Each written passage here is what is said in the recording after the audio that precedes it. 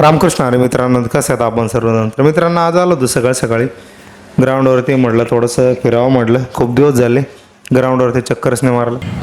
व्यायामाचं थोडंफार काळजी घ्यायलाच पाहिजे. नंतर सगळ्या गोष्टी आवरून छत्रपती संभाजीनगरला आलो होतो.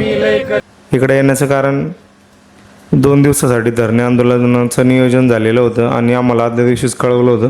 त्यासाठी दुसऱ्या दिवशी म्हटलं ठीक आहे जाऊया. लगेच आम्ही इथे आलो होतो. आता 2 दिवस थांबायचं म्हटल्यानंतर संध्याकाळी नाईटला पण इथेच मुक्कामी राहायचं होतं, असं ठरलेलंच होतं. 2 दिवस मोर्चा आहे. याचं कारण 24 तारखेला जे सरकारने जो GR काढला तो कामगारांच्या विरोधातच आहे. कारण सरकार नेहमी आपल्या महाराष्ट्रामध्ये जो माथाडी कायदा आहे तो कायदा कमकुवत करण्याचा प्रयत्न करत असतं आणि मग सर्व कामगार आपल्या महाराष्ट्रातील असं रस्त्यावर येऊन जिल्हाधिकाऱ्याला समोर अशा प्रकारे आंदोलन वगैरे करावं लागतं. कारण प्रत्येकाचं कामही प्रिय असतं. माथाडी कायदा हा फक्त महाराष्ट्रात आहे आणि तो पण सरकारला महाराष्ट्रातून काढून टाकायचा आहे. त्यामुळे ते कायद्याला कमकुवत वगैरे करतात आणि त्यासाठी तर आम्ही सर्वजण लढा देत असतो.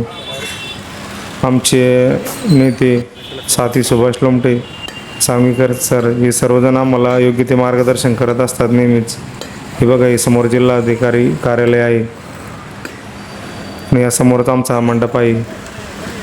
संध्याकाळचं 4:30च्या सुमारास पाऊस खूप यायला लागला होता मित्रांनो, त्यामुळे खूप धावपळ झाली. संपूर्ण मंडप ओला होऊन गेला आणि थोडासा म्हणजे आमचा राहण्याचा इथं प्रॉब्लेम व्हायला लागला.